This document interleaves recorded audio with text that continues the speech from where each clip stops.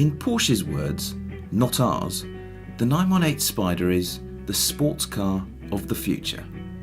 Except that it's here, right now, and we've driven it.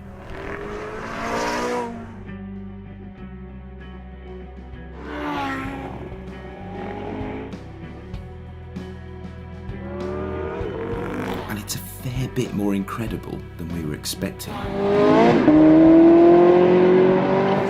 In my hand here, I have the 2nd of March 2011 edition of Autocar, in which you can see there was a road test of the Bugatti Veyron Supersport. And in the road test, we concluded with the words, "Right now, it's hard to imagine how another car anywhere will ever eclipse the Veyron Supersport. But who knows? Question mark." 2.5 years later, we're at the launch of the 918 Spyder, and I've just been looking at the performance figures for the 918 Spyder, and up to about 190 miles an hour, it's quicker than the Veyron Supersport. I cannot imagine what that's going to feel like, but now it's time to find out. You start moving in what is at the moment the world's fastest car, and there's no engine noise at all. Listen, it's like a milk float. There's this Porsche's equivalent to a kind of Manatino switch down here, which you dial up, you go into hybrid mode from E mode, then you go to sports mode, then you go to race mode, then you go to hot laps mode, during which time the response from everything just gets that much sharper and you go quicker. You've got electric motor at the front, you've got electric motor at the back for each axle, plus a bleeding great 4.6 V8 in the middle, which as yet hasn't contributed to proceedings, but let me put my foot down harder out of here and it wakes up. I hope you heard that. That was nothing other than me putting my foot down that much harder to get that thing to come to life. Oh, I love that. Okay, I'm going to go to sport.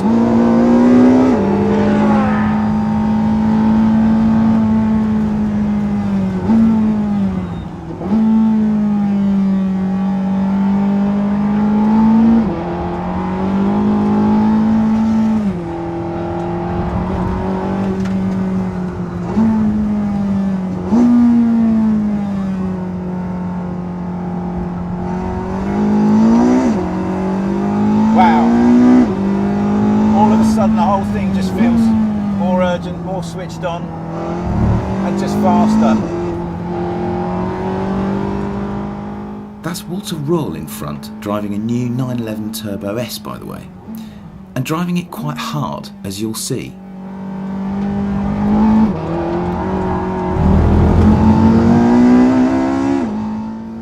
But the 918 Spyder isn't all about going mentally fast around circuits. Even though it's just set a record-breaking time of 6 minutes 57 seconds around the Nürburgring, it's also about being green, running for 20 miles on e-power alone, returning a theoretical 94.1 mpg on the combined cycle, and emitting less nasty stuff into the atmosphere than the average Super Mini.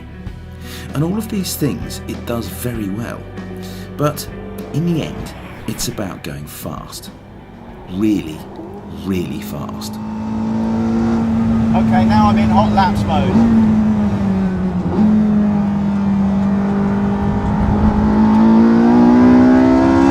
And now it feels like a proper sports car. No, it doesn't. It feels like an absolute animal.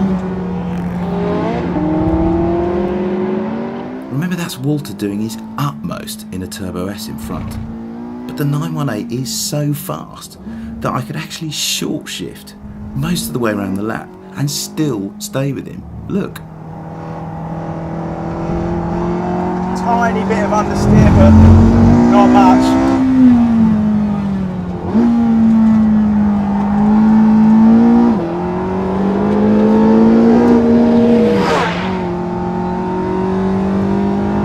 It's interesting what happens to the brake feel when you're on the move.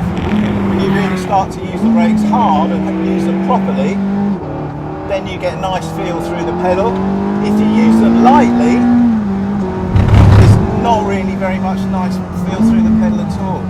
It just kind of depends where you are. And the guy in the 911 Turbo in front of me has just gone straight off the circuit.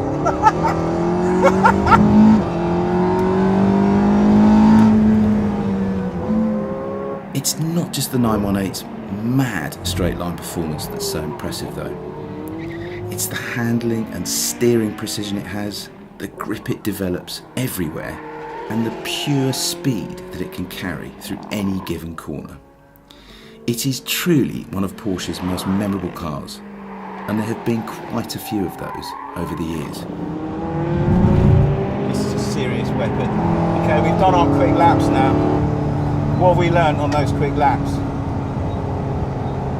I'm going back into sport mode, and they want me to shift manually, which I will do via the paddles, just so I can discharge all the power that's been built up by braking hard.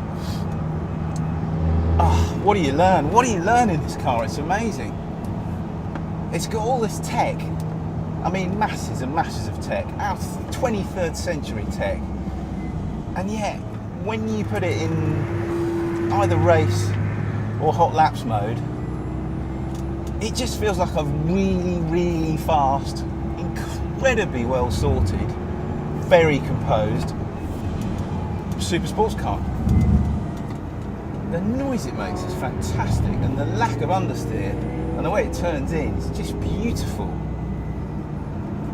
Okay, the feel of the brakes under gentle braking is not nice. There's something kind of unnatural going on, and that is because there is something slightly unnatural going on. It's using the electric motors to generate the first half G of stopping power. But beyond that, it just feels like a really well sorted, staggeringly fast, just brilliant supercar. It also feels a lot lighter than I thought it would do on a track like this. I think if you were to try and stay anywhere near this car in a Veyron, even a Veyron Supersport around this circuit, you would fall off within 2 corners. This thing would dust a Veyron Supersport on a track.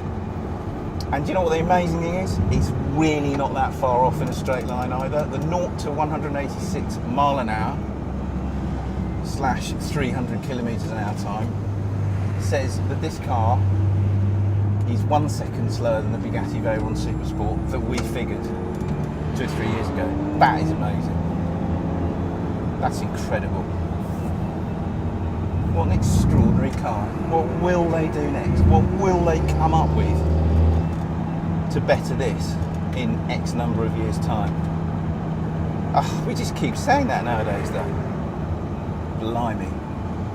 What this is though, what the 918 really is so far the ultimate combination of tech and conventional wisdom. And for 99% of the time it combines the two beautifully. There's going to be 918 very, very lucky people in the world that own this car, and before I drove it I was a little bit sceptical that there would be sufficient numbers of people for Porsche to sell them all, that 918 people want to buy this car, but it is so good. Surely they will eventually shift them all. They deserve to. It's that good.